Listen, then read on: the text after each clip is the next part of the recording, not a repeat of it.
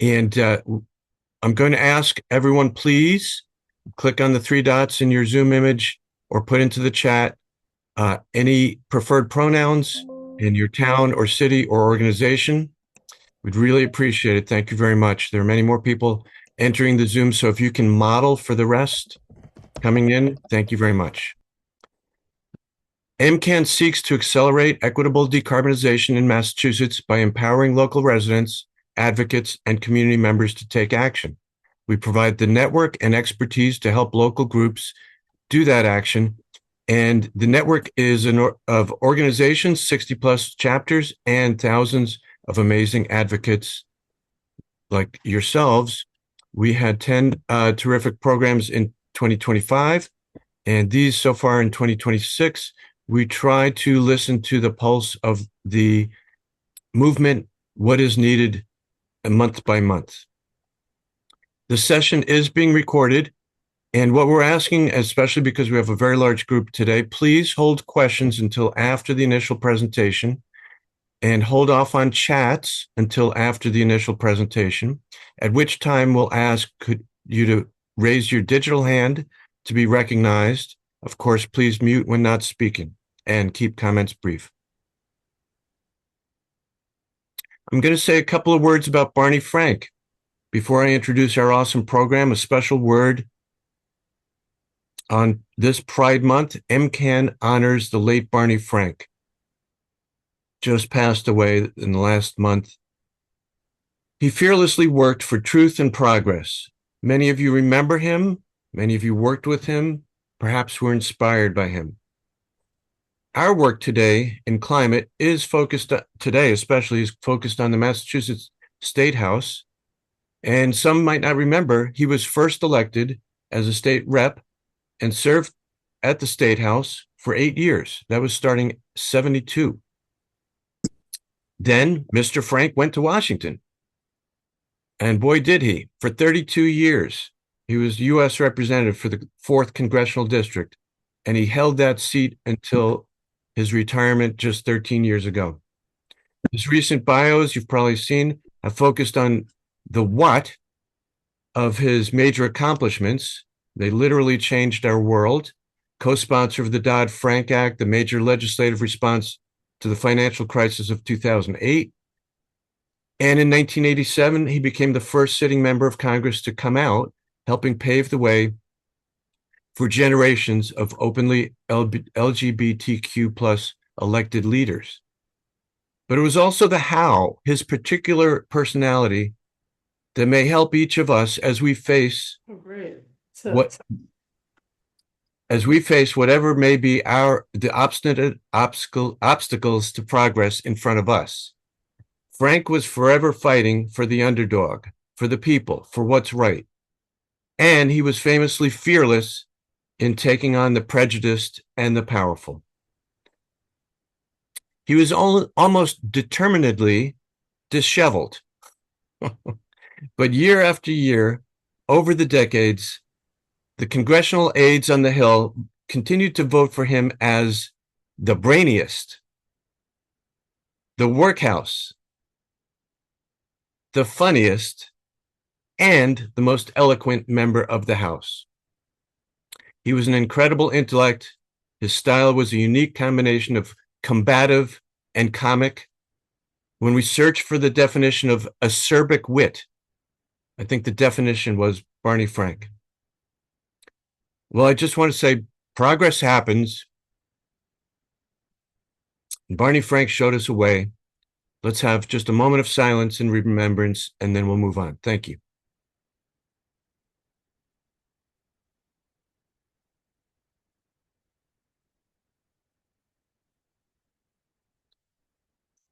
Thanks, everyone, for your patience.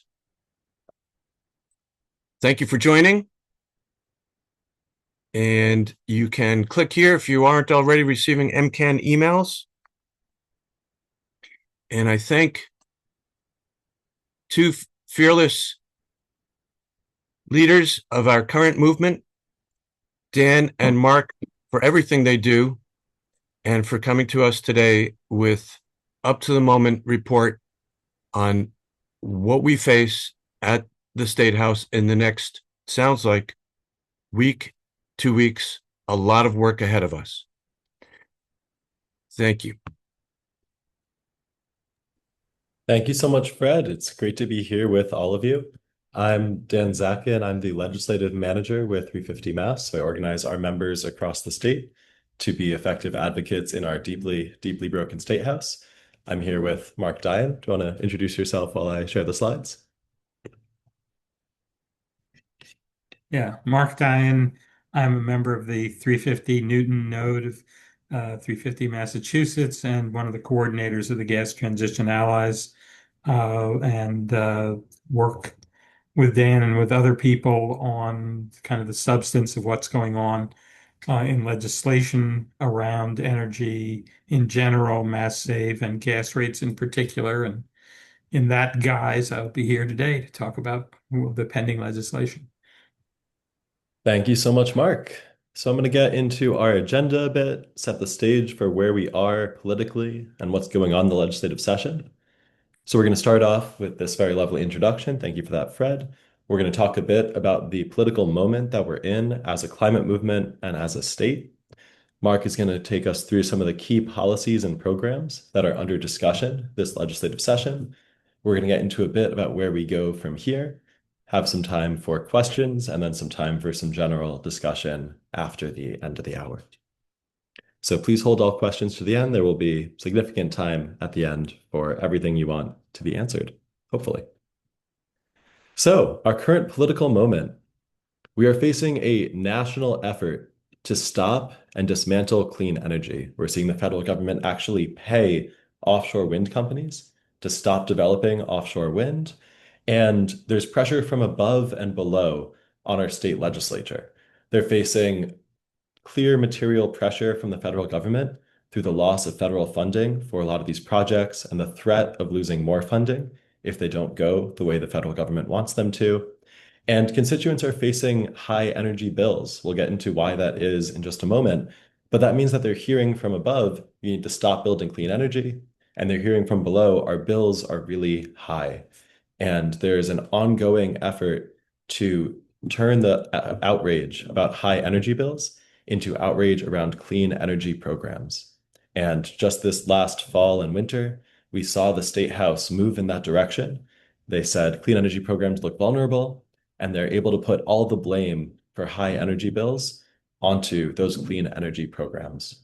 And so the question we have to ask our legislature is if they're going to join Trump and the fossil fuel industry in dismantling clean energy programs that save people money with clean heat and clean power, or are they going to push forward for clean, affordable energy? And last November, we saw a major step in that. So as a reminder, just a quick crash course in Massachusetts state politics. We have a 2-year legislative session. We're currently in the second of those 2 years. It started January 2025. Legislators have, I believe, until the third Wednesday in January to file their bills, and then bills are assigned to various committees. The main ones that are relevant to our work are around telecommunications, utilities, and energy, or TUE, and environment and natural resources, or ENR. And legislators have until those committees make a decision about the various bills to co-sponsor bills, which is a formal statement of support for that piece of legislation. The committees have hearings over the next several months, and by around last fall, they have to finish up their hearings, and move things forward. If we had a legislature that passed individual bills, they would go piece by piece. Instead, our legislature loved to act like a large blender and mash bills into these giant packages that can be 100, 120 pages long, called omnibus bills. And when you have a large omnibus package, it goes through one chamber at a time. So this big energy package we're talking about started in the House. It passed through the House. We'll get into a bit more detail shortly about how that happened. And now it's in the Senate. The Senate will have their time to redraft the bill, and hopefully soon, potentially as soon as this Thursday, could start to move it forward. There will be a chance for senators to offer amendments to the bill, and then it'll go to a floor vote. After the floor vote, there will be 2 different versions of the bill. There will be a House bill and a Senate bill. there will be a conference committee appointed of 3 senators and 3 representatives to hash out the differences between. And then theoretically, by July 31st, they'll come to a compromise and it'll go to the governor's desk to be signed into law. In practice, they have regularly gone over that July 31st end of session deadline, and they created a loophole in the new joint rules this session that says that as long as they're in conference committee, they can go as late into the year as they want. So we're going to be putting pressure on them to finish this whole process by July 31st, but it is extremely likely they run over into the fall. 2 years ago, they were signing the bill in November, which is pretty disappointing. But going back to last year, last November, we have a lot of people on this call. I see a bunch of our 350 Mass members. I see a bunch of our key allies from NEEP and Mass Power Forward and Dyen and Elders Climate Action and many more I'm not mentioning. And we mobilized. The House came forward with this really awful climate rollback bill. That's the name we gave it. That would undo the last 5 years of climate progress. It would undo our emissions reduction goals, largely from Mass Save. And they moved forward this 100 and something page bill without a public hearing. There was no chance for the public to give input on that bill. And our movement mobilized. I think the vast majority of the people on this call were part of that, so I don't need to tell you too much about it. We had legislators complaining that their phones were ringing off the hook, that their inboxes were jammed full, that they got more calls on this bill in opposition than ever before on any bill. In response to that, House leadership did something they almost never do. They said, we're going to pause. We're not going to keep ramming this thing through. We're going to stop and we're going to think about it. And here you can see both Ways and Means Chair, the Senate Chair Rodericks, and the House Chair Michaelwitz at a public appearance where they're saying, we're going to pause. We're going to stop. We're not going to move forward with dialing back the state climate commitments. And we're going to work on it.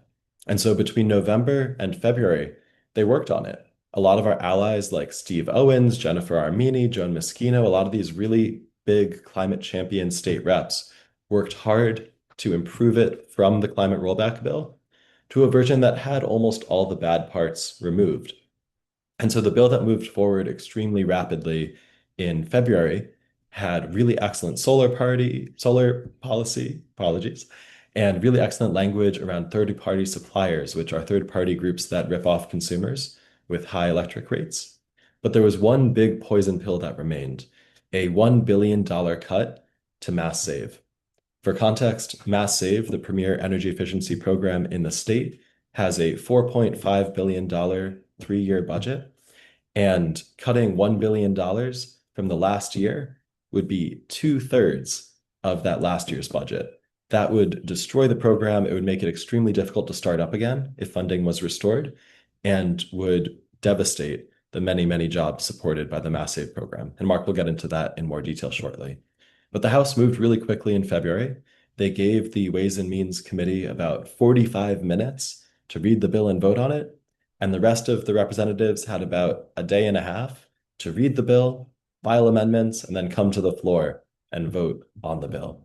It was a really bad process, but the end result, again, was pretty good, except for this massive, awful $1 billion cut to Mass Save and some cuts to the ACP programs, the Alternative Compliance Payment Programs, which again, Mark will get into in greater detail in just a moment.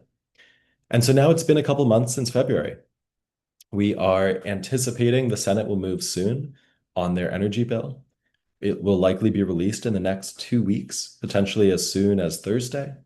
And we're working hard to lay the groundwork to push senators to set the ceiling for negotiations. So if the House bill represents the floor of how bad this can get, we want the Senate to be really aspirational and set a ceiling for the best possible climate bill.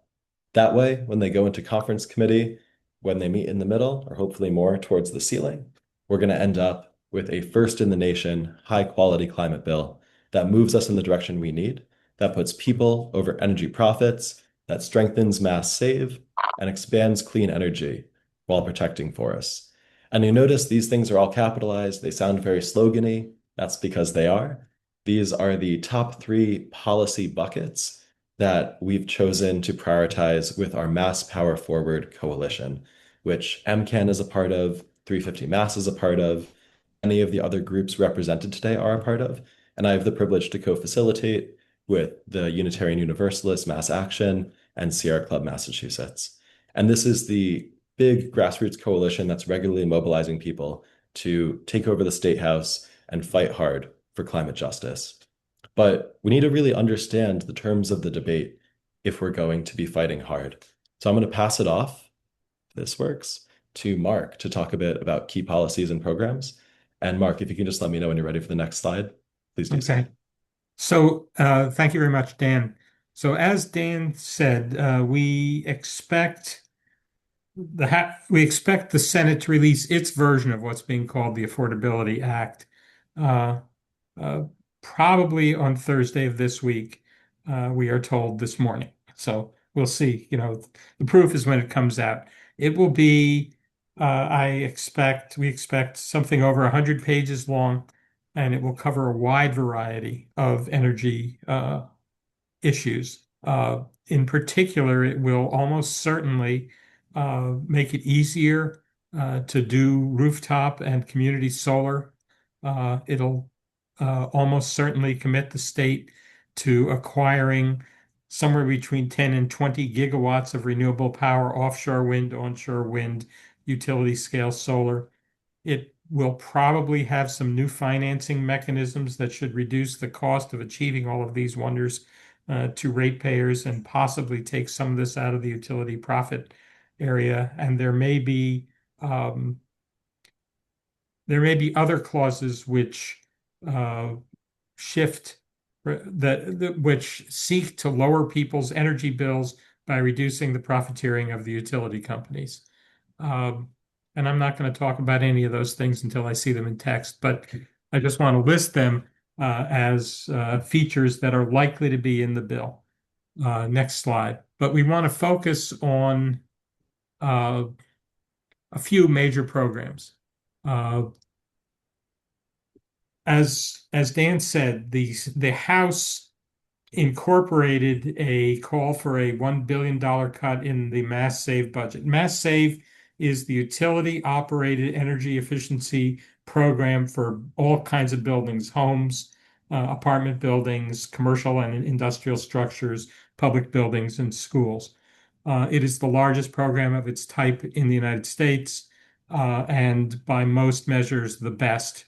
And it has been improved significantly over the past couple of years to provide significant, sort of unprecedented funding for work in environmental justice and communities and with low-income individuals.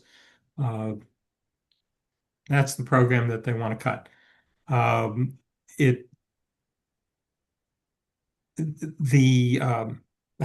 really can't overstate the significance of the Mass Save program. It directly involves 76,000 sort of full-time workers. It indirectly involves approximately double that number. It treats more than 100,000 buildings a year. It is promoting both energy efficiency and shifting off of fossil fuels. And as I said just a moment ago, disproportionately and justly directing funds from the state as a whole to those individuals and those homes and those communities who are in most financial need of support. So that the simple answer to the House billion-dollar cut is to not cut it at all.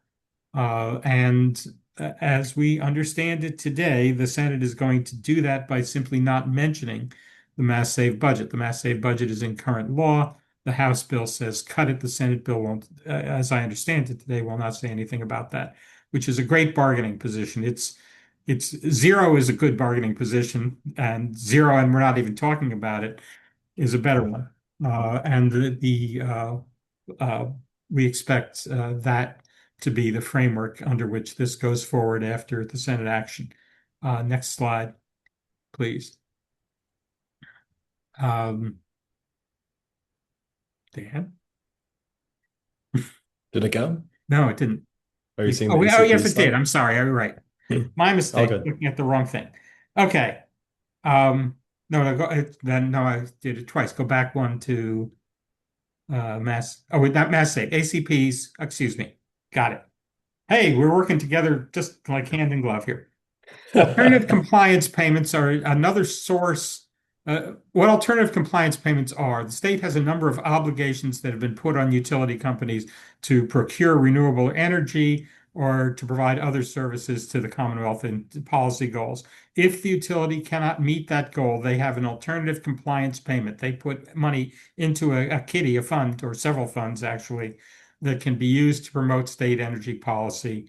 Those funds fund the uh, Center for Energy Compliance, whatever it's CFC, and essentially fund sort of more experimental and edge of technology programs to help low-income people in particular ways to promote new technologies and to try some experiments.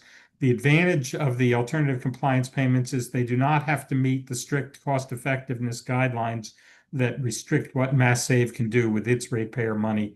So in terms of moving the state forward, ACP funded programs are quite important. The House bill called for taking ACP money, so 70% of what's been accumulated and 70% ongoing, and returning it as reductions in rates to people. So it would be reducing electric rates because there are no alternative compliance payments on the gas side. That is sort of cutting off your investment in the future in order to deal with current policy. Now, the Senate bill, so in simple language, that's a bad idea, and the alternative compliance payments should be allowed to continue and to fund the kind of programs that they've been funding. And that's a pretty straightforward request. Next slide. And sorry, Mark, just before we move on, I want to Yeah. share with folks this picture on the left is the Kenzie, which is a affordable housing development that our allies at LISC have been working hard on. That's the Local Initiative Support Coalition. And it is one of the first to be powered by solar panels, which you can see on the roof and have immense battery storage, and represents the experimental edge of what Mark is talking about there. Right. And if people have heard about the experimental project on network geothermal, as in the Framingham thing, that the money for that technical support came from nonprofits that we work with, like Heat and Black Swan Labs, but the money came from alternative compliance payments. So that's the sort of thing that you can fund if you've got that money and good management, which we have now, and go away. Again, as with is our understanding that the Senate is going to deal with alternative compliance payments by not talking about them, which again leaves things in place. But the Senate and we agree that we also have to reduce people's bills. How do you do that without cutting our future off to serve current politics? You cut the expenses that we do not need to be making that the utilities are doing. Conspicuous in that is the Gas System Enhancement Program, GSEP, and if you'll forgive me, I'll just use that GSEP from now on. GSEP was adopted in, I believe, 2014. It was designed to get the gas companies to stop gas leaks, which kill trees and occasionally people, and release methane into the atmosphere, which has approximately 84 times the greenhouse gas trapping characteristics of carbon dioxide for those of us who are concerned about the future. The law, unfortunately, the law that established GSEP said that the utilities should replace or repair all leaky or leak-prone pipes. And it's replace or repair all leaky or leak-prone pipes. So they defined leaky and leak-prone. Leaky is pretty obvious, right? There's a leak. Leak-prone is a judgment call. And what they've done is they've said all older pipes, cast iron, untreated steel, and some of the plastic pipes that they said were going to be a good idea in the 1960s when they put them in, which turned out to be a bad idea. All of those should be repaired or replaced. Well, repair is cheap relatively if you can do it, and you can do it in a lot of the pipes. Doesn't sound cheap when I say this, $100,000 a mile, but replacement is averaging over $3 million a mile, and in some neighborhoods is heading towards $12 million a mile. So I say repairs are cheap. With the utilities, when you do this kind of investment in pipe replacement, that the value of that, the $3 million or $12 million a mile, goes into the utility rate base. They get the money back for doing it, and it becomes part of their profit center. When they do repairs, it's much less money, much less ratepayer money, and it doesn't go into the rate base, and they don't make a profit on it. So we'll have a quiz as to which choice the gas companies are making. I'll just skip to the end. They seem to have found that the replacement is a whole lot better, at least for them, than repair, and that's what they've been doing. If they prioritized repair over replacement, if they put into their possibility the idea of taking entire neighborhoods off gas and onto either air source or ground source heat pumps, this would be a whole lot cheaper and safer. That's not what they're doing. We are reasonably sure that the Senate will push for a rapid shutdown of the GSEP program and return of that saved money to ratepayers and lower gas bills. There are other aspects of gas operations and probably some of electric as well, which will be cut back. In particular, we are looking for the gas companies to be forbidden to charge all existing gas customers for expansion of the gas system. And we are looking for a lower allowed rate of return on utility investments, both of which would produce immediate savings. It is our understanding that the Senate bill will be looking for $10 billion worth of ratepayer savings over a 10-year period, which is what the House bill promised in dollars, but achieved while maintaining mass save model, maintaining the alternative compliance payment research and R&D developments, but taking some of the profits, significant amount of the profits away from the gas and utility companies and having their investments go more in a sensible direction.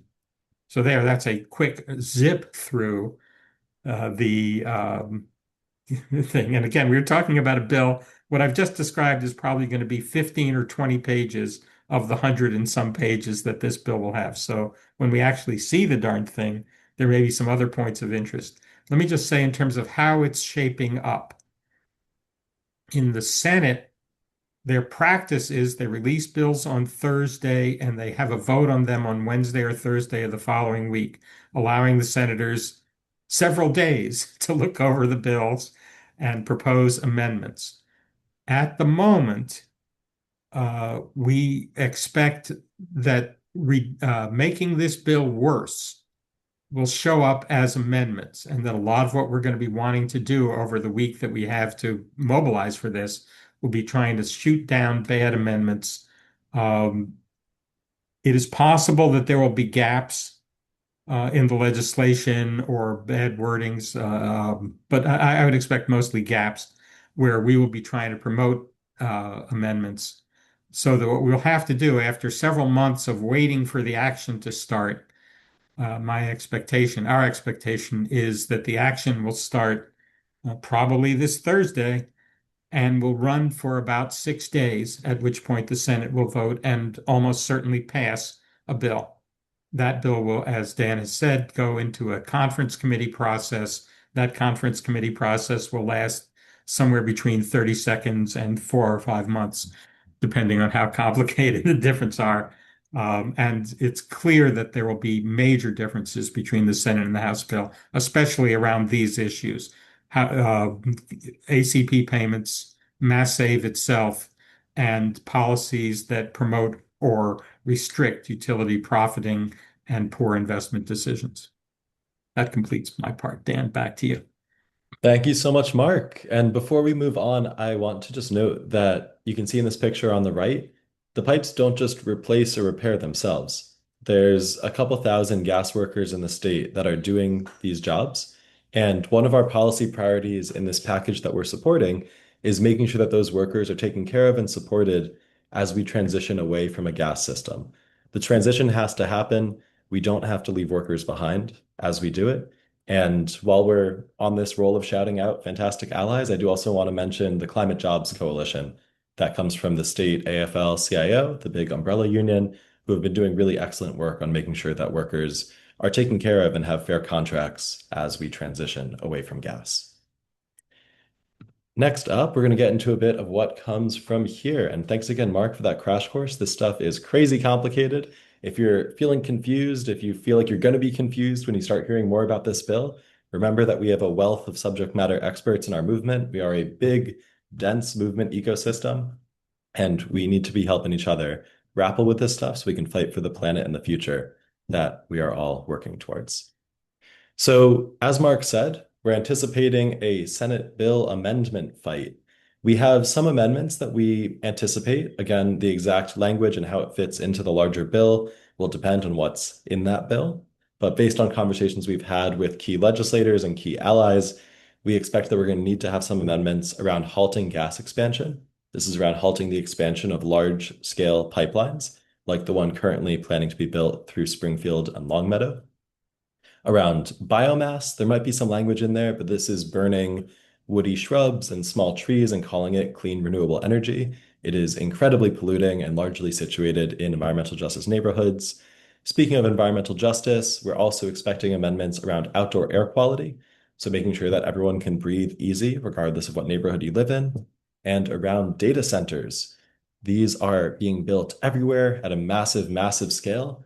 And many of them, like the one that was proposed last year in Lowell, run on diesel backup generators, which again reduce air quality and hurt the communities that are already hurting from so many of these other environmental factors. And so we're pushing for data centers to be powered by 100% renewable energy with battery storage backups, not diesel generators, and a host of other benefits for the community to mitigate their impact. There's one about nuclear permitting, and like Mark said, there's many that we're going to have to be opposing, amendments that we're going to have to be opposing. There may be a resurgence of a pipeline tax, which was defeated by our friends at the Conservation Law Foundation about 10 years ago. But this is a scheme that would make electric ratepayers pay for expansions of the gas system. And so if that rears its ugly head again, we're going to have to strike it down. We were successful in doing so on the House side, and I feel confident about our ability to do so on the Senate side. And you'll notice I'm speaking in the first person plural here because it's we. It's not Mark, it's not me, it's not 350 Mass. It's all of us together that are able to do this, that we're able to stop the climate rollback bill, that we're able to make the House bill so much better, and are going to both save Mass Save and win nation level setting climate policy this session. As we mentioned, potentially as soon as a week and a half from now, they'll be moving towards the conference committee after the Senate. Then it will go to the governor's desk to be signed. Unlike when we had a Republican governor, we do not anticipate any vetoes from the governor.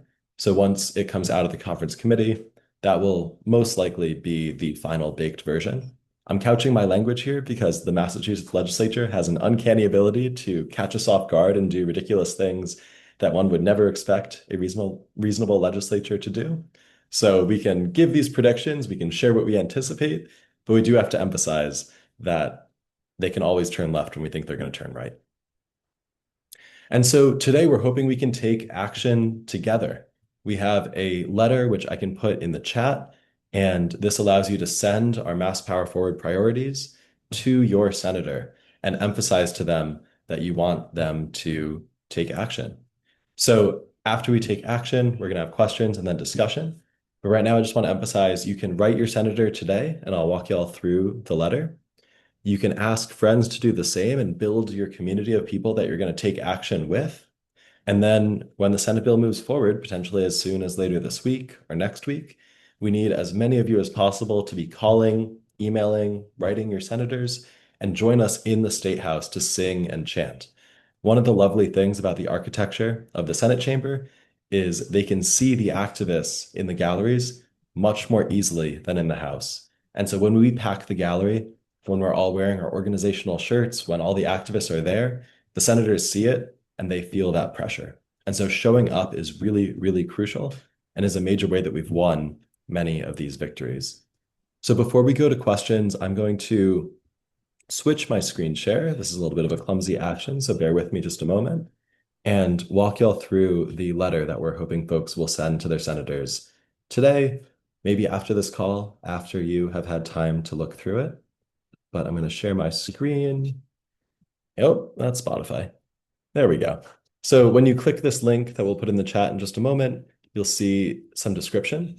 This is all in the presentation we just gave you, talking about the need to preserve mass save and prioritize putting people over energy profits, strengthening mass save, and expanding clean, affordable energy while protecting forests. When you click on Start Writing, it'll take you to this page. My state senator is Senator Miranda, who has been a big environmental justice champion, and we need to keep supporting to stand up. And it's a pretty simple letter. It says, I'm your constituent. We need to do this. This bill is moving soon. Please advocate for these priorities. And you'll see this link goes to our big, beautiful priorities package, which I'm really grateful loaded quickly. And it has kind of the plain text explanation of what's going on. Again, this is largely the presentation that we just gave you. It has our 3 policy buckets that we've been talking about. And then for those who want to get a bit more wonky, we have the individual policies that make up each of those buckets. So I was talking earlier about stopping gas pipeline expansion, about limiting utility profiteering.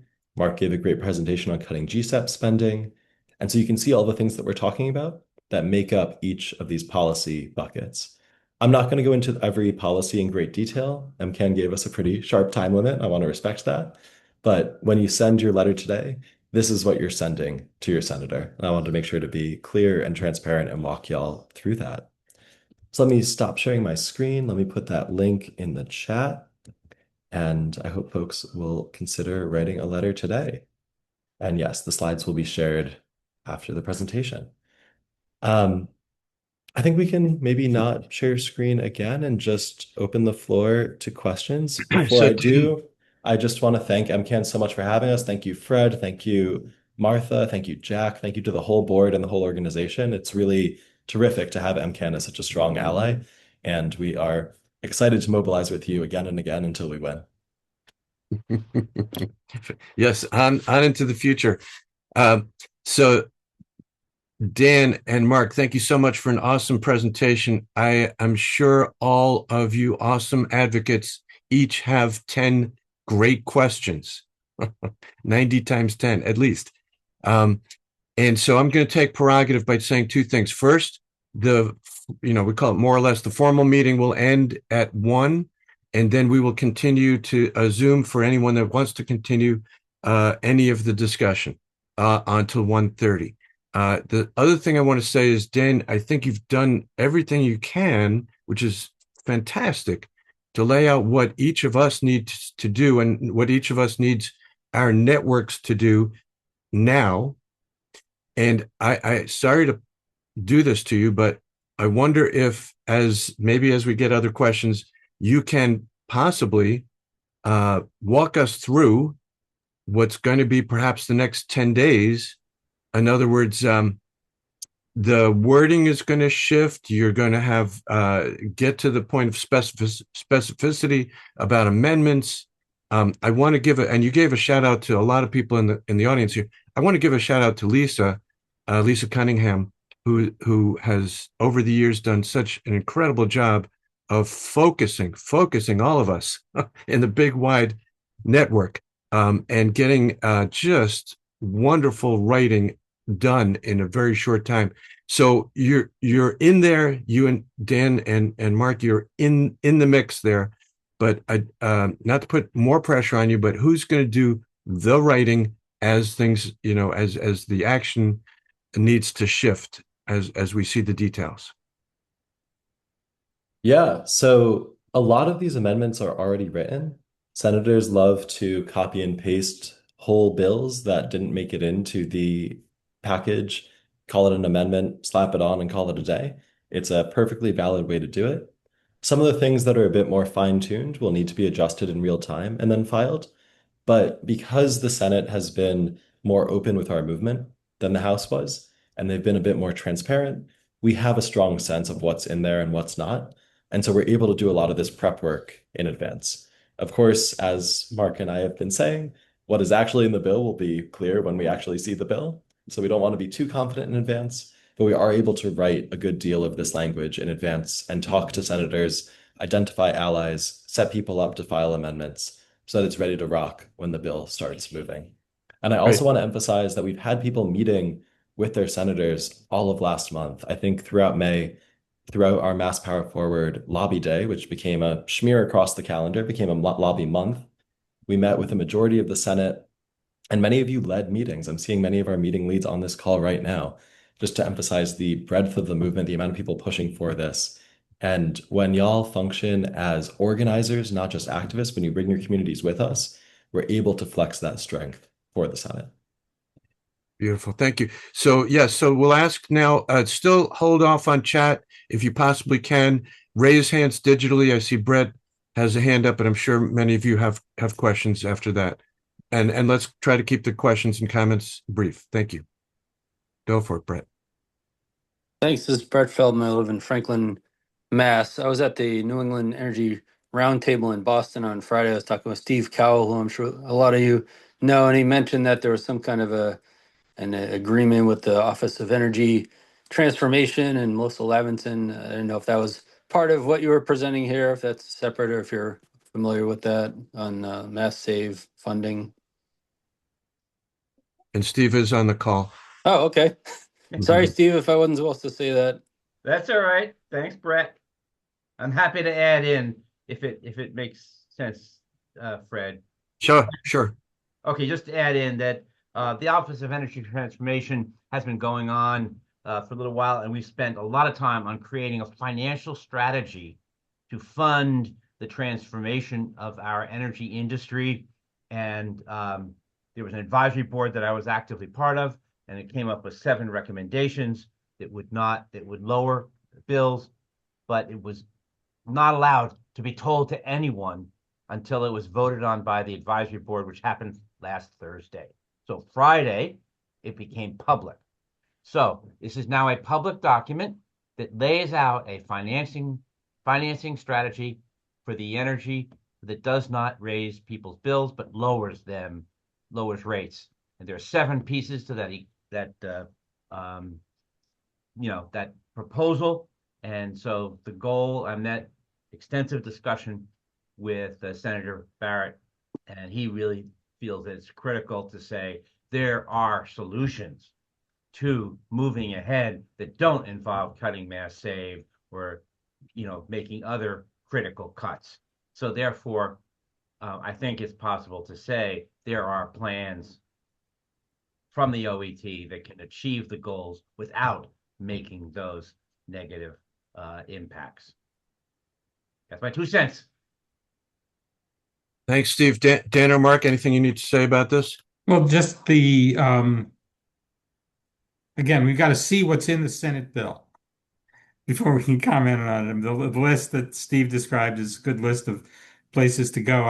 It is my suspicion that some of them will show up in the Senate bill, and some of them will be, things we get to work on next year, because the Senate's going to take action before July, and major legislation. Anyway, I think that's where we are. Some things are probably going to show up in the Senate bill, which will be great, and then there's going to be work to do beyond that. Yeah. That's what I wanted to say. Mark's right. All the proposals require detailed implementation, which is not there yet. But I think just generally saying there are proposals coming that can be achieved and can, achieve the results that don't include. So it's a justification for not including the Mass Save cut or the other cuts. Great. Let's go, Scott, then Andy. Hi. No, I'm not muted. So I've been thinking about this whole thing a little bit. One of the most dangerous things that can happen is getting the new gas pipelines put on our rate tariffs. The gas companies and the pipeline people can't get money from Wall Street. And, I have no trouble with them building an asset that's going to be stranded. That's between the companies and their stockholders. But interstate gas pipelines are not normally allowed on ratepayer tariffs. And I want to know kind of what how if this is in this bill and if people are trying to block it. Okay, Mark?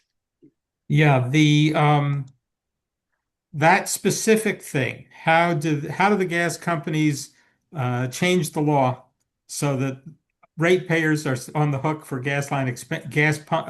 transmission systems expansion? When Dan was talking about the gas tax, what that is a device where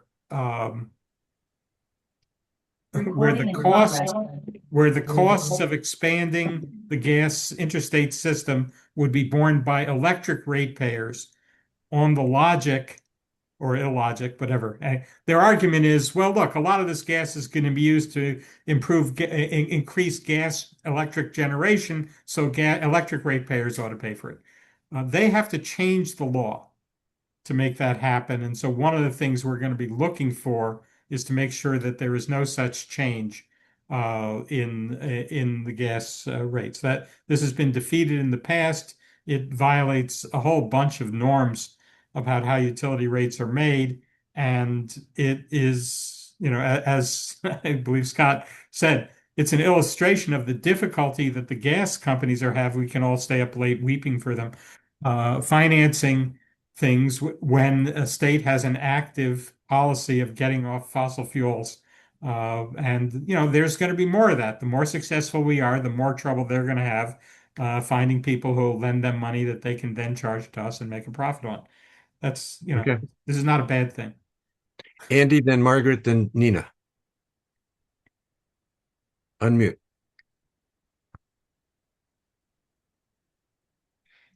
Sorry.